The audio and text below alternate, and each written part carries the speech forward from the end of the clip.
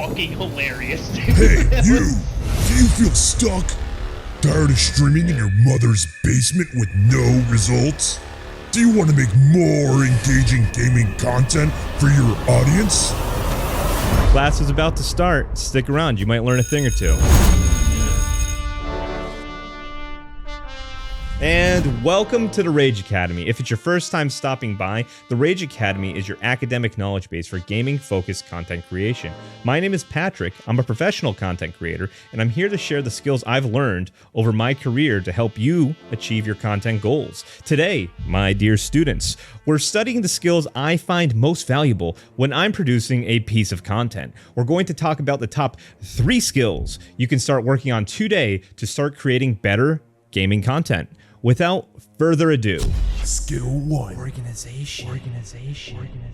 I know, you didn't come here to talk about skills you usually see on a job application, but hear me out. If you want to make it as a content creator, you'll have to learn how to organize your assets, set up folder structures, create common sense naming schemes, and that's really just the start of it. For example, properly naming your assets can greatly improve your workflow and shave hours off any project you're working on. And that's not figurative, I literally mean hours. So what exactly is an asset and how should I name it? That's a great question. An asset is any piece of digital media that's used in a production. This could be graphics, gameplay clips, lower thirds, static images, screen captures, videos you've recorded, sound effects, music, Pictures of your mom. anything really. You'll want to give each group of these assets a general naming scheme to make them easier to find when you're working on a piece of content. You should be working with a general asset folder.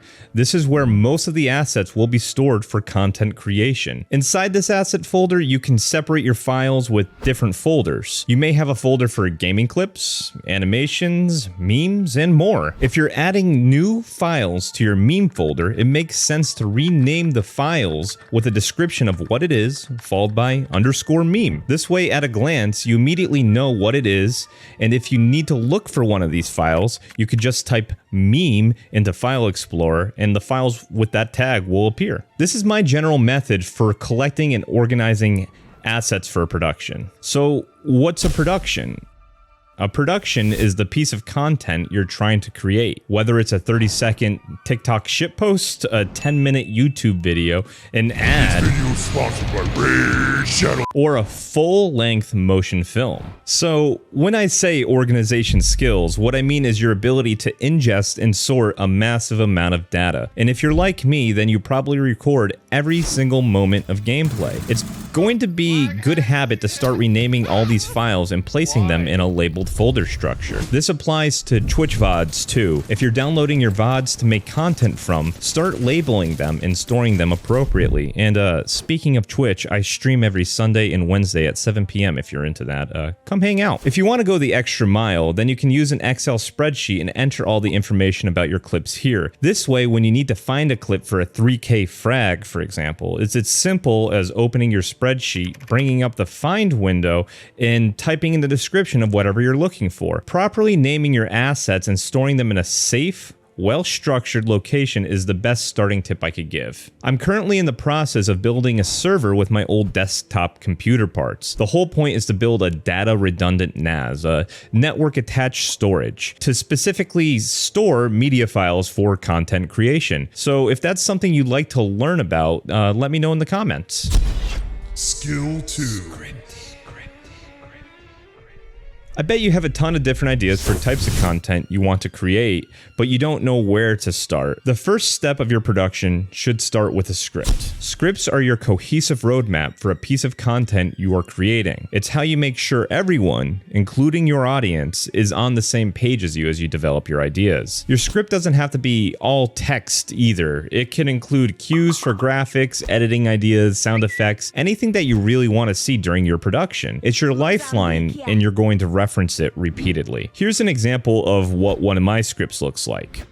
So, how do I start scripting? Any idea you have, put pen to paper. Write anything that comes to you. Once you've written a few ideas, pick one and elaborate on it. It helps a lot to organize your thoughts in order to develop an idea. From here, your goal is to convey a concise message to your audience. Write a few different things and see what works best for you. I hate writing. Listen, I'm not the best writer in the world. I can only tell you what works best for me. When I find myself refusing to write or just plain old procrastinating, I force myself to start writing. It could be anything. This is what the academics call free writing. Thicker than oatmeal. Tiptoeing into my heart. Oh my god, deadass. Free writing. You don't need any fancy software either. Just use Microsoft Word or Google Docs. It's free. Everybody knows how to use those, right? Right? Skill 3. You shouldn't upload raw gaming footage.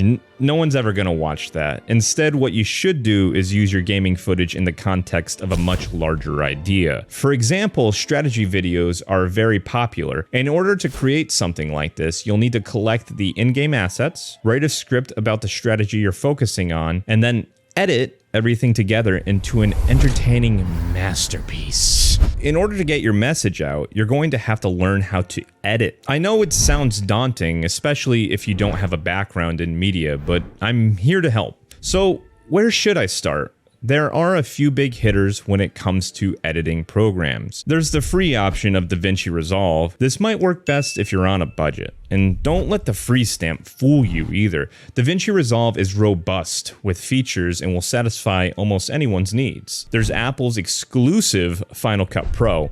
In order to run this program, you do need to own a Mac. It won't work on PC or Linux. I spent about a year editing on Final Cut, and personally, it's not really for me. The software, while intuitive, has issues I can't work past. It constantly tries to merge your layers into one. By default, it copies your media into separate libraries for production, using up more space than necessary. The real silver lining to this program is that it's truly optimized for Apple machines. I've seen people edit a 4K production on a M1 MacBook Air. It's absolutely insane. I can't stress that enough. And by the way, it's going to cost you about $300.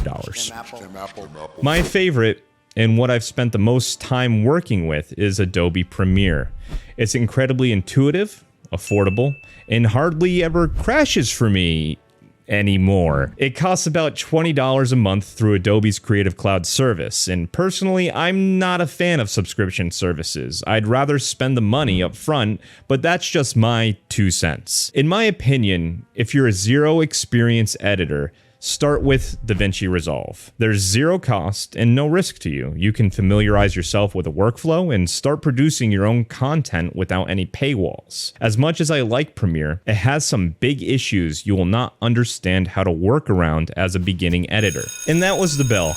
I hope you enjoyed this video. If you'd like to see more original content like this, please consider hitting the subscribe and like button. If you have any questions, you can leave a comment down below or find me on Twitter. As always, thank you for watching, and I hope you learned something. Class dismissed. Hot, thick, ripped glasses.